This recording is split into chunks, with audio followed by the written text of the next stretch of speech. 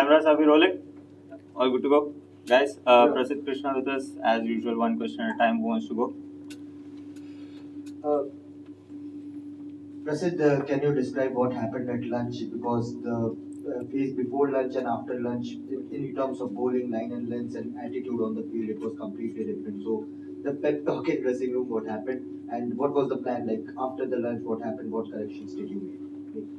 Firstly, I think as a team we knew what happened before lunch, and the three fast bowlers. I think we got together in a small corner and decided, what's happened has happened, and all of us know what we need to be doing, and we just said every time we are at the on the field at the mark, we trust each other enough. Go speak to each other, tell them if you're not on the right track, bring your mate back in track, and just make sure you're bowling the right lines and take it from there. And as a team as well, we spoke about the same thing. Like if the next 2 hours, if we can show some body language, I think it's going to make a big difference, and it made a big difference. Prasid, what happened there between you and Joe Root? Can you please tell us? Well, it was a very small thing. I think it was just a competitive edge amongst us that was coming out. Both of us are good mates off the field. It was just a little bit of a banter, and both of us enjoyed it, I think. Percy, unlike the last four pitches, this one has a lot of life in it for fast bowlers we have seen. But when someone plays like the way Banter plays or Jack Ronnie plays, what is the counter as a bowling unit you guys think in that kind of counter that kind of game?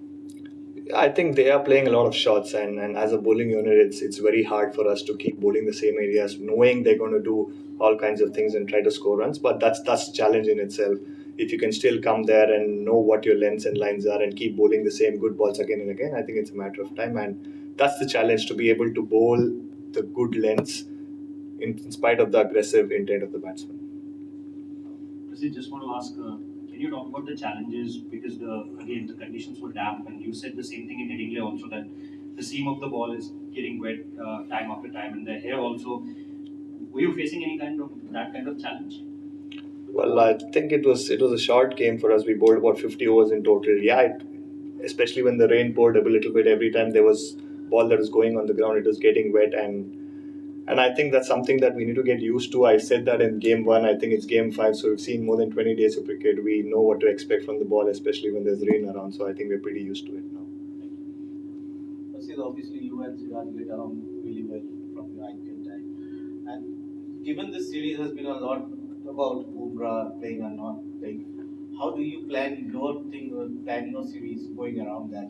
Because obviously you want to bowl in tandem, that's what you've been talking about, bowling partnerships, but that gets disrupted a bit with this uncertainty around Bumrah. How the rest of you work around it? Not at all. So Bumrah playing, not playing, I think all of us as fast bowlers or in general bowlers have spent a lot of time with each other on and off the field, and we know what each one has to be doing when their chance comes up, and I think it still remains the same. Him playing, him not playing. I think as bowlers we know what our roles are. Him being there, obviously what he brings into the picture, and when he's not there, as bowlers I know what challenge it is to step up every single time you have the ball in your hand.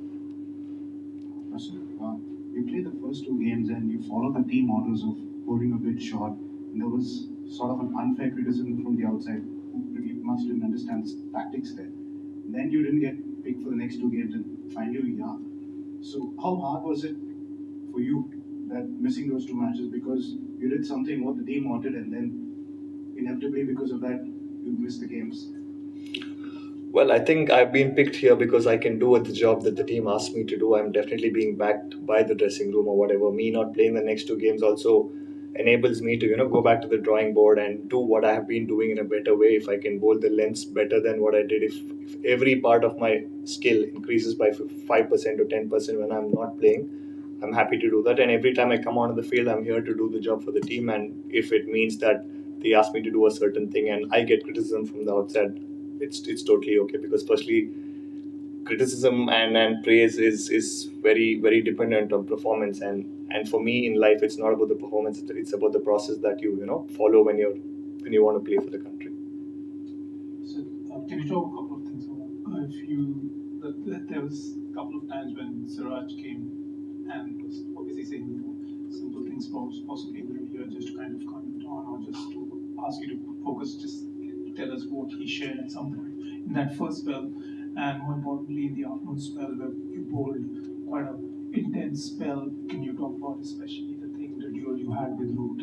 What was the plan? And you seem to be enjoying, and you could see the intensity in your bowling, and it seemed really nice from outside. If you can talk in your own words. Yeah, firstly about Siraj and I think both of us know each other for quite some time now, spend a lot of time with each other, and it's something that we always do. Every time we're playing, we're at mid-on and mid-off each other. We talk to them, either say you've been doing well or this is the plan, make sure you stick to your plan. And it's just a small pep talk or just reminding the plans that we've come out of the field with. That's number one. And the second one, yeah, I think that's just who I am when I'm bowling, when I'm enjoying. I try and enjoy it, bowling if it means that I have a bit of a chatter with the batsman, and it does help me when the batsman also is I can get under the nerves and get a reaction from him. And I think, yeah, I was just running in well. I enjoyed the way that I was bowling. Maybe a wicket or two there also would have made things better. Prasidh, earlier in the series in particular, when England were chasing in the fourth innings, there was a lot of talk about, how much could they chase, and obviously had that very successful one at Headingley. But how much is the pitch, the conditions here, kind of a leveler in England being able to chase big scores, do you think? I think we've got 3 more days of cricket left. So considering 3 more days, 270 plus overs. So I think it's very early for us to say anything about the pitch. It's just going to be day 3 tomorrow. Get as many runs as possible, bat for however long we can, and then when time comes to pick wickets, and we'll be ready to do that. Final question. Prasidh, well bowled. Was it? I don't think we've ever seen Joe react like that to something that's been said to him on the field. Was it a tactic from you guys to try and kind of get him out of his bubble and disrupt him a little bit by saying some words to him? Yeah, I think that was the plan, but I didn't really expect a couple of words that I said to get such a big reaction from him. But like I said, I love the guy that he is. He's a legend of the game, and for him to come out there, and I think it's great when 2 people are out there wanting to do their best and be a winner at a given moment. Thank you.